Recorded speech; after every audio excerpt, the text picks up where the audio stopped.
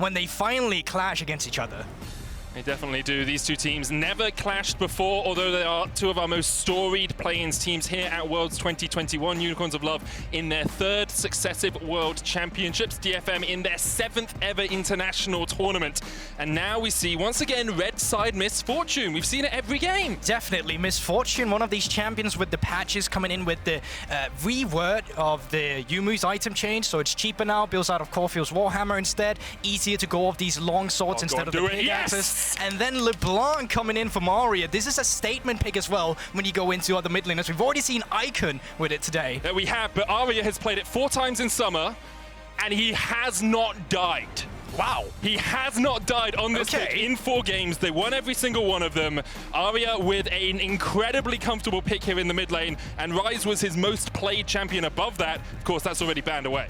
Yeah, not so much going to that one, so it's going to be interesting to see what approach Unicorns of Love is going to have to this one. Do you want to go for a roaming style where you say, I don't care about this LeBlanc, we'll try and do something else on the side lanes instead? Or are you putting all the eggs into the basket that is Nomanz, giving a comfort champion into LeBlanc instead, and then just play for him? You already have Lee Sin, which is a great skirmishing champion in the early game, so I think from Unicorns of Love, you can be set up quite nicely, but they avoid it, and they much rather secure the Rakan, which is a contested pick between these two supports as well. Yeah, Santos has 6 games on Rakan, Galio, and Nautilus, so very used to playing the poultry man in the bottom lane. Into that, it looks like Gaeng is going to look towards his Leona. That's his most played across the course of summer, and I do love that AoE combination. Curse of the Sad Solar Flare from the DFM bottom lane. There's no curse in either of these champions' name. You can't just put curse in there. I guess it's Solar Time? Bullet flare. Stop. Bullet flare. You know you like it. We'll see later, but it's also just a good pick into the Rakan as well. Rakan, one of these champions that's super immobile. That's why you often see it picked into the Thresh or into Braum, because they have a hard time dealing with this mobility. So now when you have the Leona coming into it, if you shot him down with the CC chain and you blow him up immediately, which will, with the LeBlanc, you will have the chance to do so. That's what you're looking to do in the mid game at least. Moving into the next stage of pick ban here, junglers and top laners. Jungler for DFM alongside their top laner, Unicorns of Love. I'm wondering if this Lucian is going to get flexed towards the mid lane. It is a possibility for Nomanz. He is the only person on this team that has played it in summer, but of course Lucian kind of rose into priority more after the end of summer season. Gwen banned, Set banned, 2 top laners removed. That's the Silas taken away as well. Yeah, so you can definitely see that top lane right now is the focus of the game. Right now on Detonation FocusMe, you have the luxury of knowing that it's a Lee Sin, so you're just going to 4th pick your jungler, and then you're going to get Epi, that counter pick. So Unicorns of Love's thought process right now should just be, what champion don't we want to play against? Because we will have to blind pick our top laner, so right now you're thinking of a specific top laner and trying to take away some of those counters. So definitely champions with dash is something that they take into consideration, because Poppy has been removed that can obviously stop that.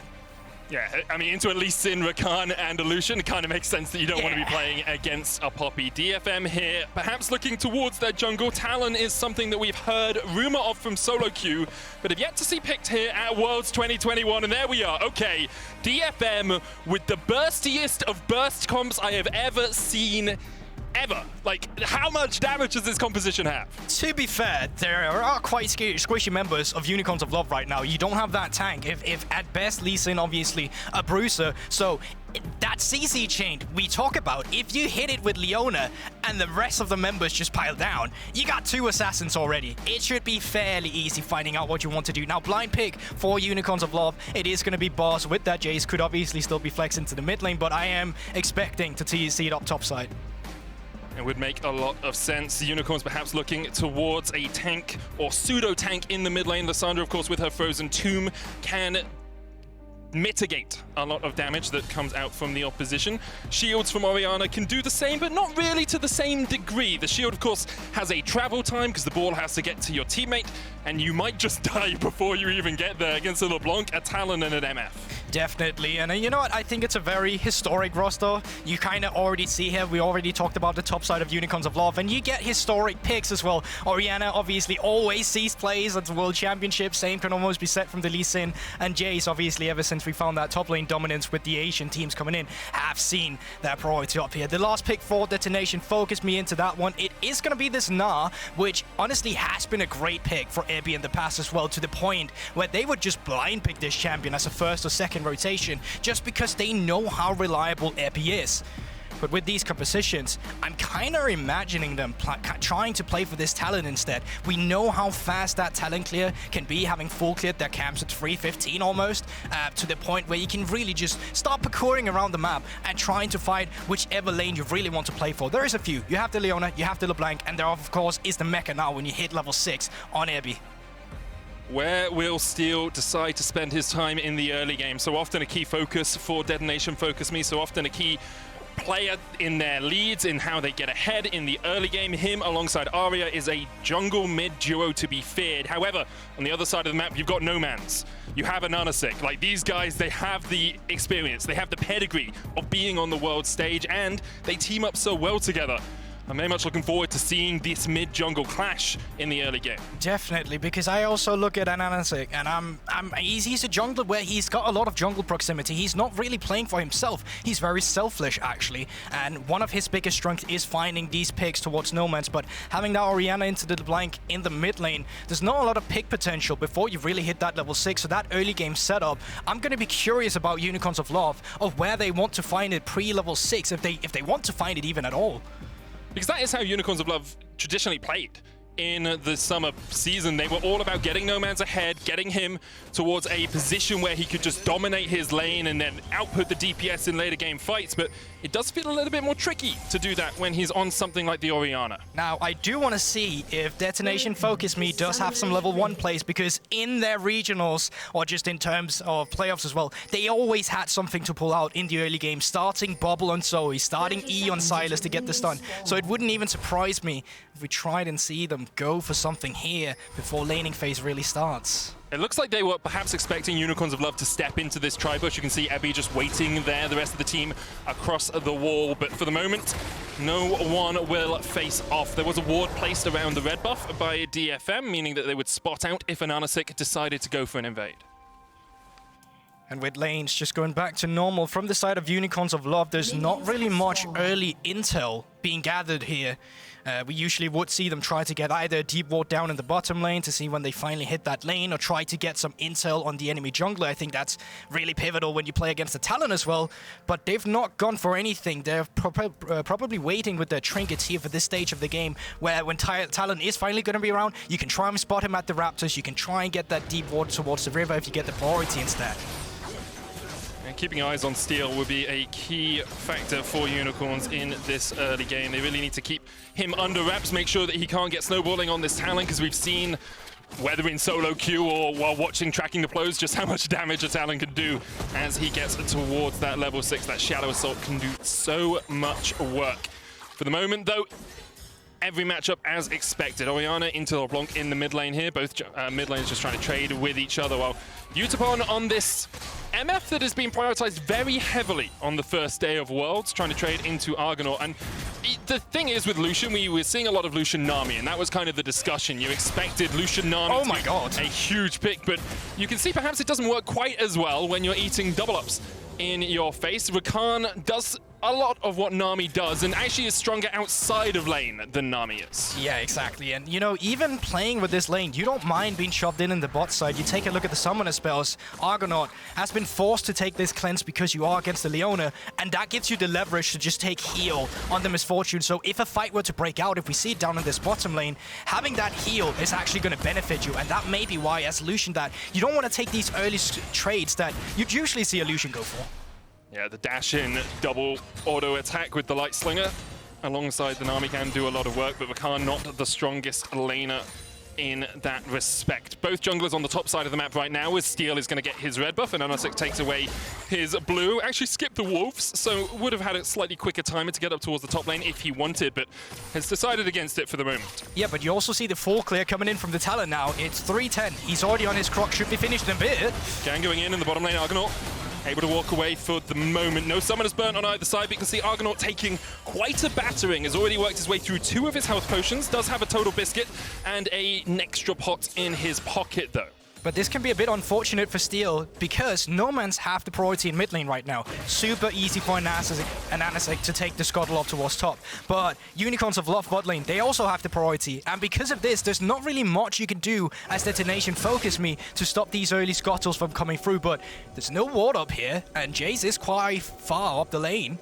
Boss pushed up quite a bit here. Evi going in as well, is about to turn Mega. Will have the flash wallop in just a second. Parkour across the wall, flash in. They're looking for Boss. He still has the flash to try and get away, but the wallop will connect. Stunned up, and DFM get first blood. Super nice stun by DFM. I love the patient that came in from Evi as well. He was waiting with that stun until the flash came out from Boss, and when he finally come out, he was already caught in his trap guard, and he just got the knockdown.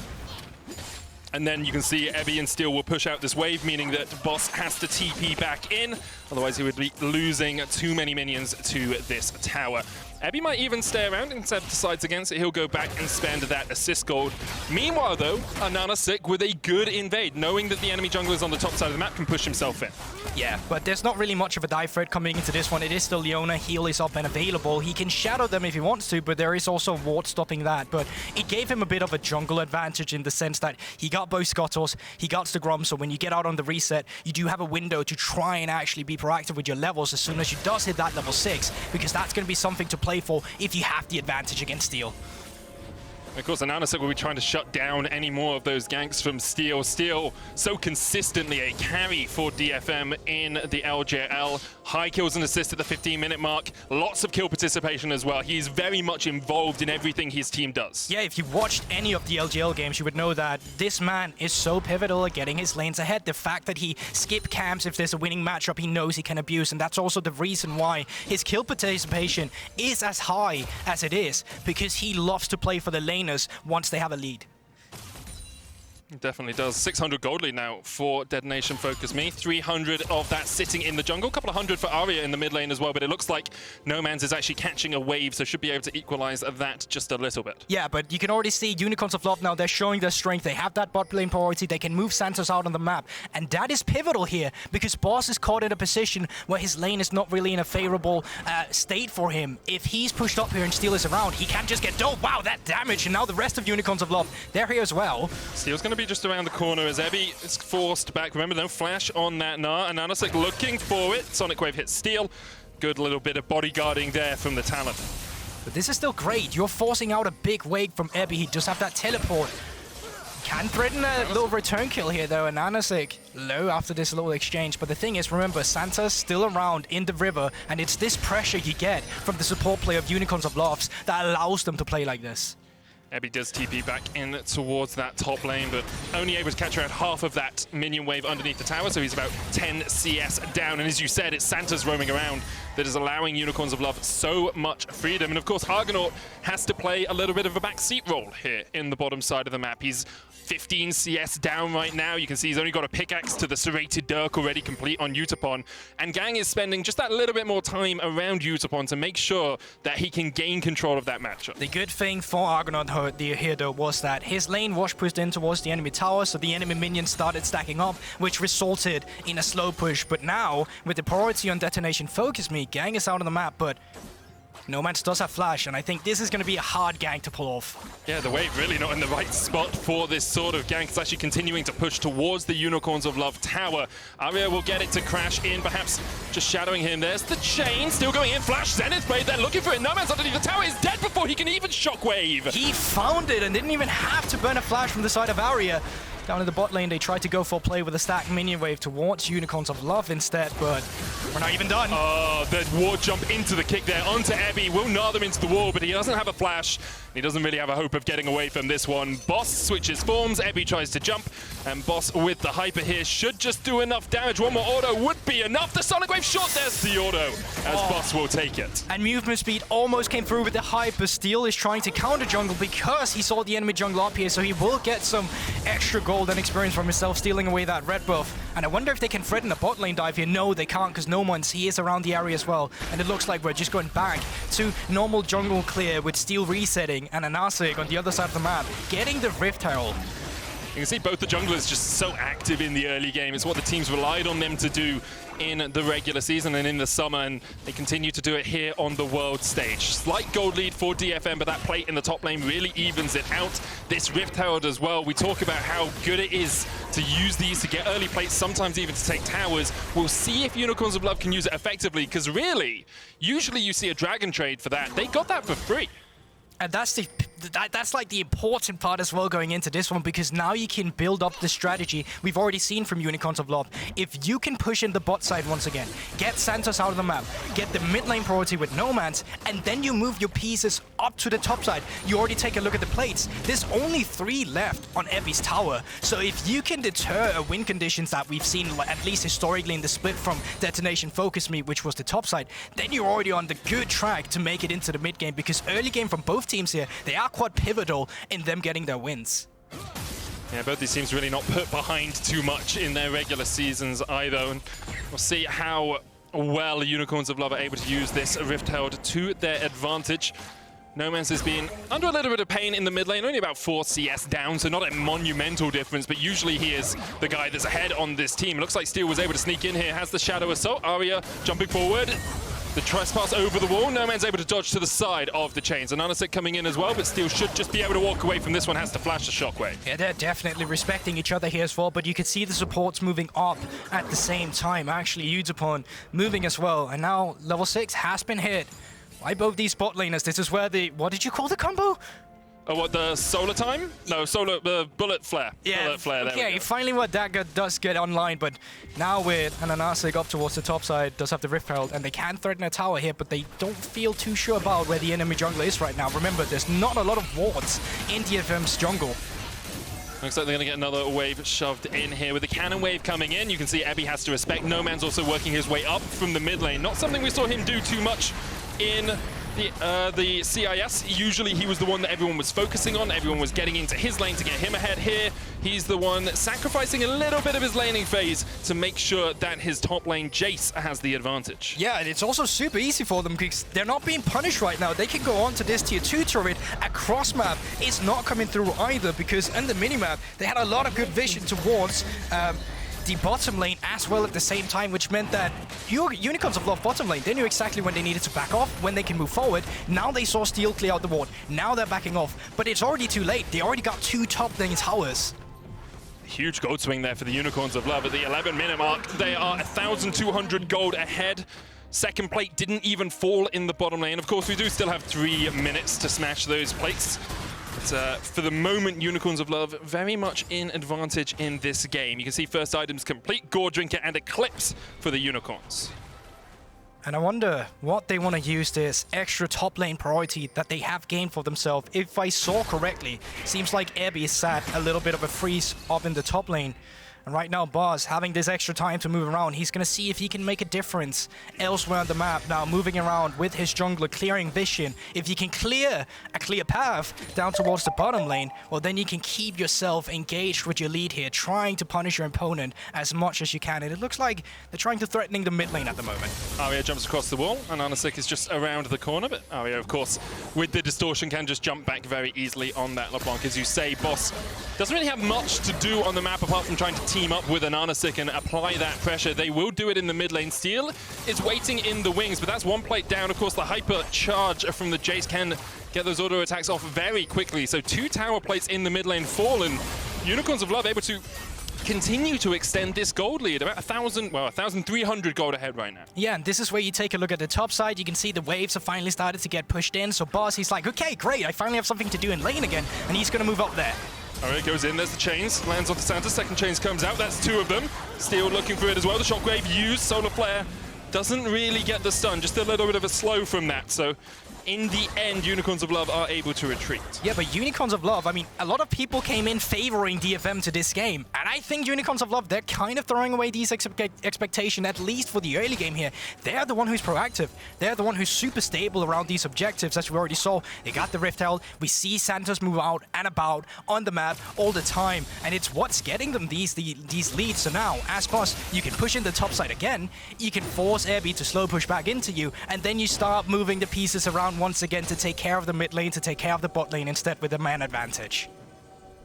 So the question then for DFM becomes, how do you reduce the bleeding? How do you stop this early Jayce pressure from really taking over the game? Because we've already seen 5 plates and a tier 2 in the top lane, 2 plates in the mid lane, and pressure on that bottom side of the map. Deep vision now there for the Unicorns of Love. You can see Evi is freezing, trying to get as much golden experience back for himself, but now the rest of DFM have to respect they're a man down on the rest of the map. Yeah, luckily for them, there is still a TP, and while the wave is really close to your base, it's super easy to reset and pick it up if you had set up a freeze. But to answer your question, a lot of pressure is on Steel because it's quite easy to predict what Unicorns of Love wants to do. If your top lane has been pushed in, then you know boss is going to move up to the top side again. He's going to try and push it in, and that's where you want to catch him off guard. So you want to have this line of vision with pink wards. You can already see in the inventory of DFM, loads of pink wards have already been picked up, and where these pink wards are placed is going to be pivotal for Steel's pathing in terms of actually finding leverage back into the game.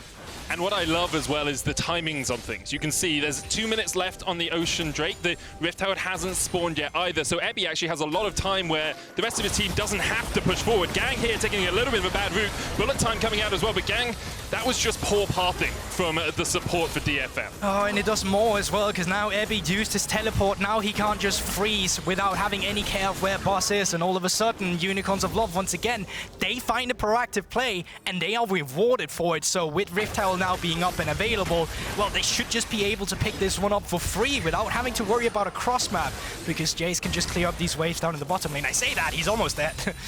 Down to about half HP, should be able to walk away. The Eclipse helping him out with that little bit of a shield. Santa's going to get chased down here as well.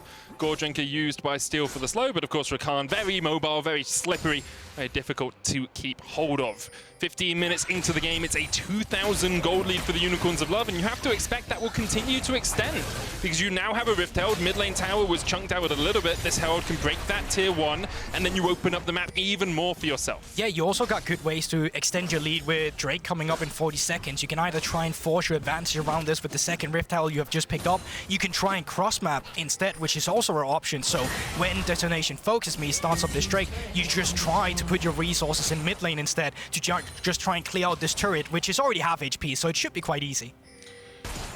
And AHaHaCiK is going to be just around here. My expectation is, though, you'll wait 20 seconds, 30 seconds here, set up the vision down towards the bottom side. Really, you want to clear out these wards that are just by the red pit. You can see a great control ward actually there from DFM. Arya has a TP. LeBlanc TP flanks are not the most powerful, but if you can get into a pocket of vision, you can burst someone pretty quickly. And speaking of these pockets of vision, you can already see it here with these red wards, despite Unicorns of Love being the team that's leading the charge. They don't have all that much vision, as you already talked about, Medic, and because of this, they can move around with their slippery assassins here, loads of mobility on pretty much Talon and LeBlanc coming into this one, but how they find that pick, that's going to be the interesting part. Gaeng going in, Santa's locked up, and there's the chains, and there's the kill. Gaeng will take out his fellow supporters. Ebi looks to get in as well. Has flash, has the Gnar, but decides to back away. 1 kill enough for DFM for now.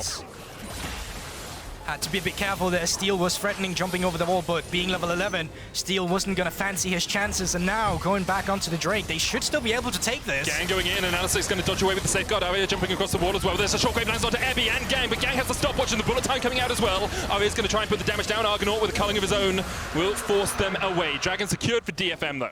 Yeah, but that should always go to the side of DFM, but I like the way that each ultimate, which is kind of from out there, Ebi, or Arya rather, will be okay. 200 HP remaining. Mid lane tier 1, the target here for the Unicorns, and they should be able to secure it with the Rift Herald charging in.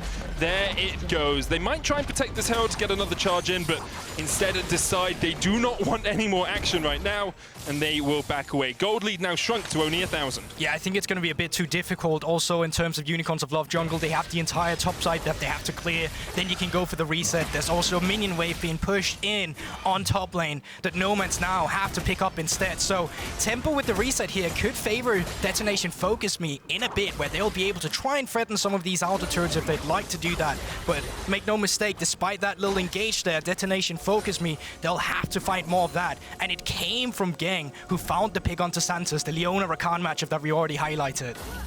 Arya looking for Nomanz here. Nomanz does still have the flash. The chains connect. Nomanz should have just flashed that. That was greedy from the Unicorns of Love mid laner, and DFM very willing to pounce. Continue to find these picks. 3 kills now on Steel. He's 3-0-0 on this Talon. Yeah, so, yeah, super easy, but that's the tempo we also talked about. DFM got to be out on the map earlier. They had that pink ward, which allowed Aria to find the pig on Nomanz. Now, Nomanz will be respawning in a bit, and it doesn't seem like they're going to get any more major objectives out of it. We are still in this phase where we're kind of just waiting for Baron to be on the map to start threatening this objective instead. So let's talk a little bit about how the game will develop from here then, because as you say, we have this lull state, you know, a minute and a half on the Baron, 3 minutes on the Dragon. DFM obviously will want to play around that at some point, but how do we feel these team compositions are going to interact when it gets towards the more 5v5 portion of the game? Well, it's definitely going to be around setup around these objectives, just because you have that Rakan on one side, you have the Leona on the other, and specifically with Detonation FocusMe, if they're allowed to do this every time, just threatening on the side lane without a response here, that's going to be really dangerous from Unicorns of Love, but they're trying to cross-map it instead. So while you can see DFM are putting their resources up towards the top side of the map, on the other half of the map, that's where you see Unicorns of Love trying to threaten their own lead with the Jayce. And Evi continues to be on the weak side of the map here for DFM. Really hasn't had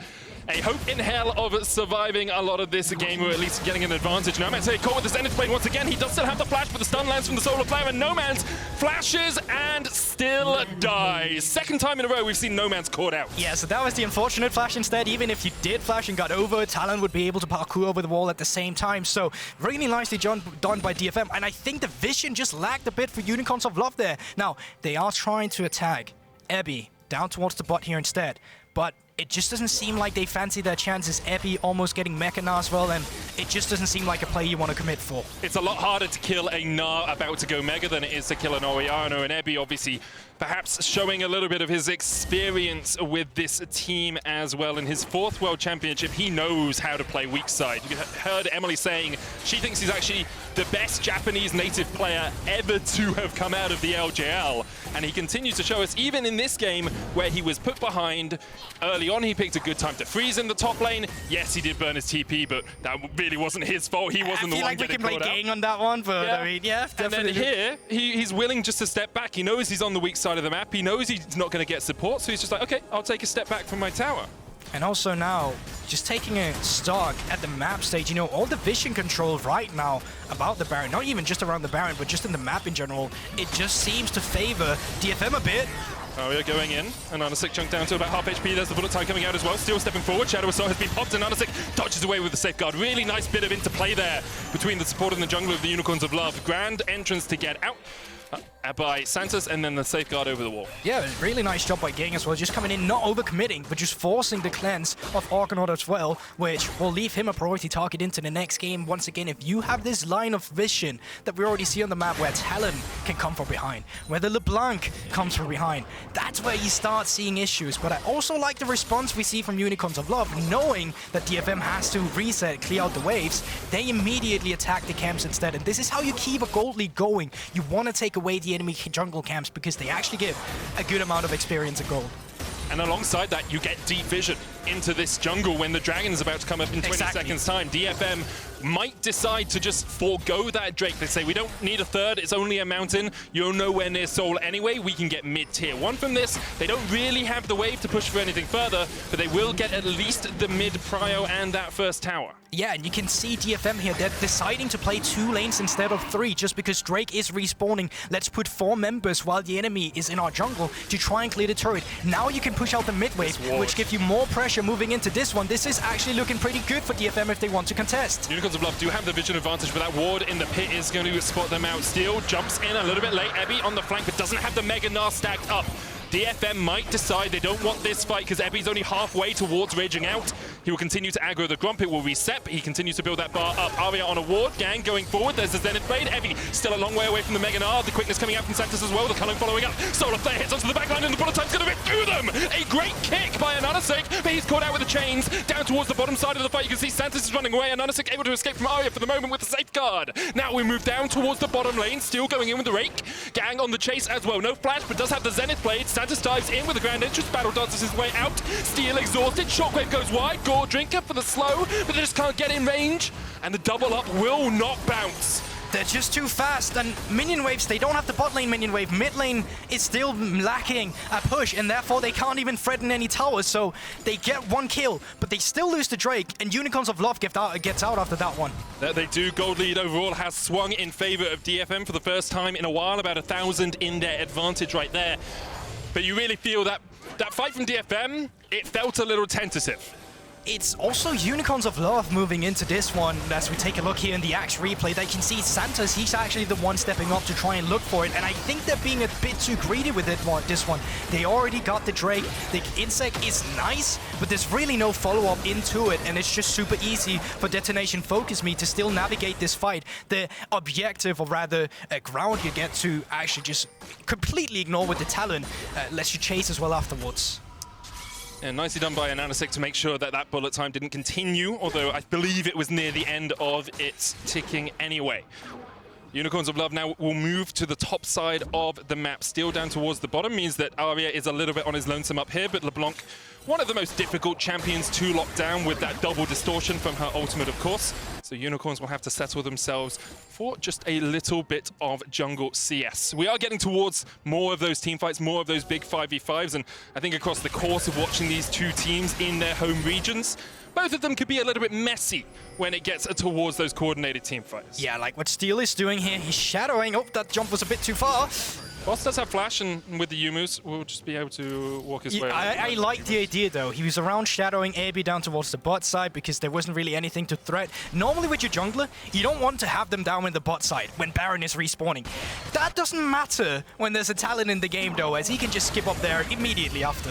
Nomanz chasing in here onto Arya. Chains go wide. Shockwave short there as well from Nomanz. Hasn't always found the mark with those this game. Has been a little bit caught out by DFM. You can see Unicorns of Love, after having a sizable lead, has now started to switch in the opposite direction. Yutapon on his way here. Again, good dodge there by AHaHaCiK away from the chains. Steel's going to continue to parkour his way, do a backflip. He's on the chase. Another one's going to come out across this wall, and Steel is going to be on the flank. He's all on his lonesome, but here comes the TP from Evi. DFM want this fight, and they want it now. They're looking for Nomanz. The kick away from AHaHaCiK, but Nomanz is still chased down. DFM continue to advance. Evi not get the Mega Gnar yet. Bullet time coming out. Boss just missed with the shock blast, but he's going to get chased down with the Zenith Blade, and there's the solar flare, and here's the follow-up. Argonavt tries to flash away, but you can't flash away from Arya. DFM with 3 quick kills. They get completely wiped out of that one, and Steel with the parkour, with the ping ward to get his top laner into the fray as well. Super clean fight, and they are rewarded with the Baron here instead. Enemy jungler is still alive though, but no flash on the Lee Sin, and contesting this one could be suicide.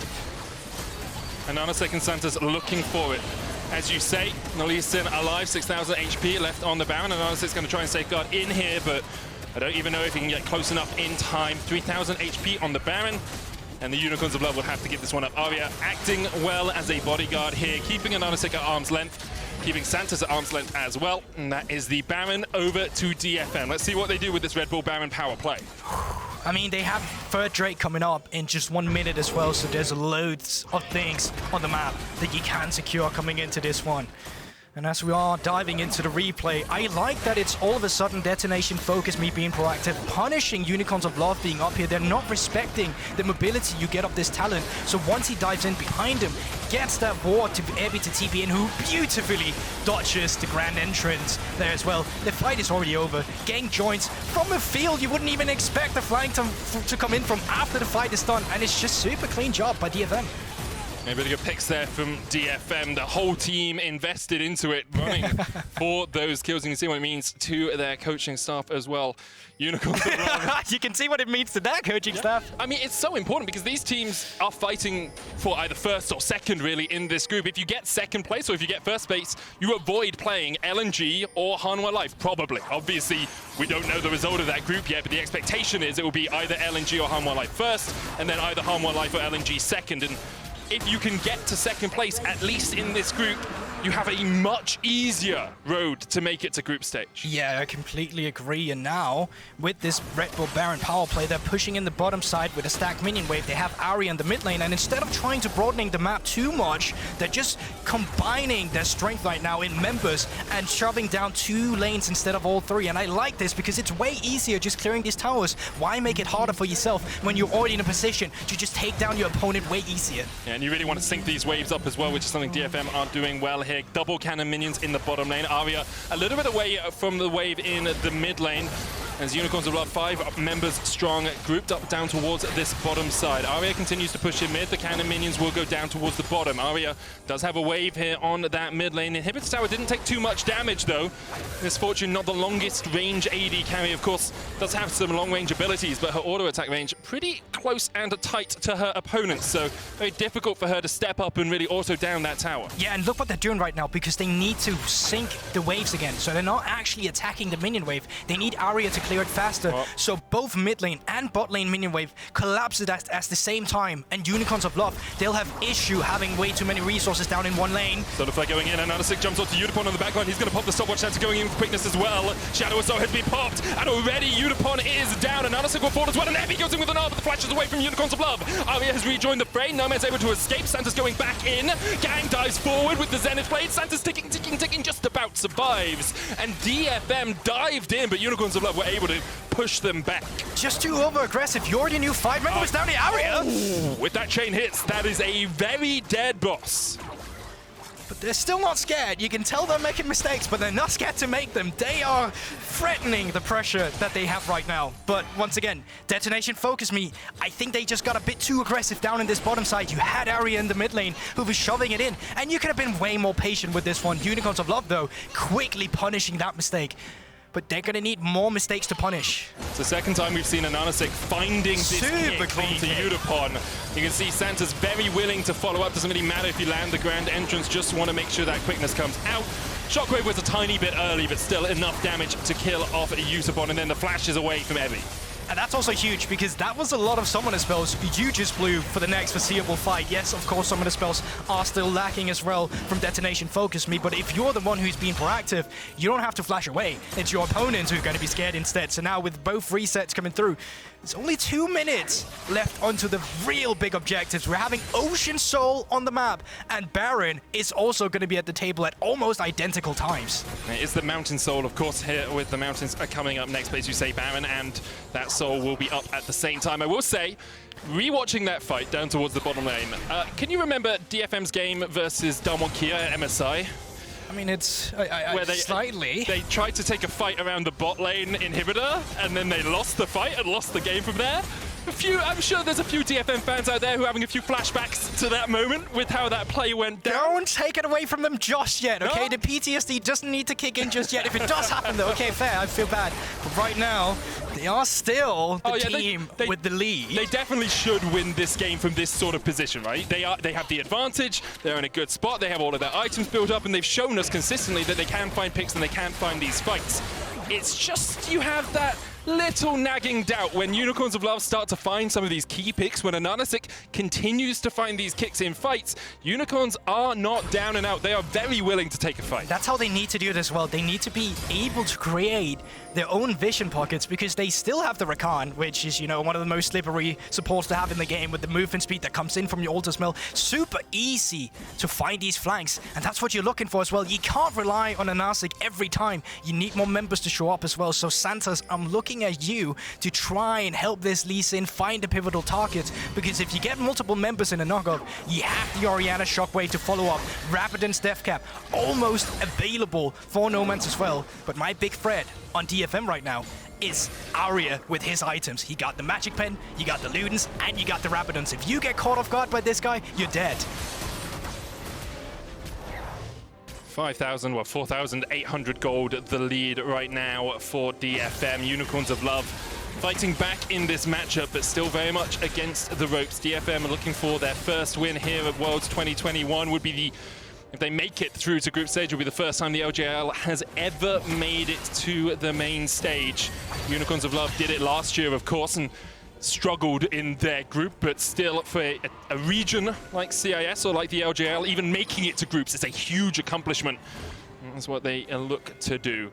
We are setting up around this dragon. Battle lines drawn. Unicorns of Love will enter from the mid lane. DFM entering from the top side near their blue buff. Still going in. Santa's going to dodge away. There's the culling onto Gaeng, and that's half of Leona's health. Aria dives into the back line, and look at the burst. Argonavt, less than 300 HP. He's going to eat the honey fruit to try and heal himself up. Nomanz has the TP, and Unicorns of Love will try and delay this, but Aria continues dodging in, dodging out. Still unkilled in this game. Still unkilled on the block in summer. DFM waiting on this Dragon, not really aggroing it, maybe waiting for Evi to build up that Mega Gnar. Aria goes in onto Nomanz again, and Nomanz shields himself a little bit too late. The Dragon resets. Evi almost Mega Gnar as well. It's halfway there. She can tell they are looking as well. And AHaHaCiK goes in with the Dragon secure. That's the Mounted Soul going over to DFM. Steel looking for the backline. The bullet time rips them to shreds. And the Unicorns go extinct like the mythical beast they are. Santa's forced away. Nomanz trying to dodge away to the side as well, but he still has the shockwave here, just in case he needs to fight this one out. Santa's and Nomanz trying to do what they can. Yutapon with the slow. Steel still chasing. DFM really want these kills so that they can get the Baron flash away from Steel. Aria going in, lands onto Santos, that's one. Nomanz should be able to walk this one out, but the TP comes in and Evi's on the chase. Aria will take it. DFM clean up the fight. Yeah, but it was very messy. While this happened, and AHaHaCiK, he was able to get the mid lane priority, so they don't have to worry about getting pushed in at their inhibitors already. Bot lane is shoving in, but now your entire team is up towards the top side. You can threaten the Baron now, and it should go over to DFM. Unicorns of Love here with AHaHaCiK. Trying to be stealthy here. I don't think there's much he can do in this position. Gaeng coming around as well. He should be done. Yeah, it's the solo player. Yutapon's going to chase him down. Kick away, and AHaHaCiK will get to the blast cone and manages to survive for the time being. But the Baron is still being focused down by DFM. Really, they're just trying to keep this jungler away from the Baron for as long as possible. They will kill him. Split up the death timers as well, meaning that DFM with Baron will have a man advantage for the next 41 seconds. They can even get a bigger man advantage if they look for this one. Oh, Argonavt! What? Oh, Aria undefeated on LeBlanc in the LGL and currently looking to be undefeated so far at Worlds 2021. And what was the stat? You told me about his LeBlanc at the start of this game, Medic. Unkilled on LeBlanc in summer, and he continues to be so far this game. Gaeng flashes in. DFM looking to end this right here, right now. There goes the kill onto Nomanz. Boss trying to join the fray. Evi will die. Gaeng going in once again with the Zenith Blade. Boss pops the stopwatch, but there's a double to steal. 6-0-4. Add one more to the score for DFM. The inhibitor's now their target, and they have no time on AHaHaCiK, but they do still have at least 15 seconds on Argonavt. AHaHaCiK alone defended his base right now. Yeah, but your wave clear sucks as Lee Sin. It's also bearing up minions. There's not much you can do about this situation. I think DFM, they're going to try and take it now. They were chasing AHaHaCiK off at the inhib. The Nexus will go down as DFM secure their first win at Worlds 2021.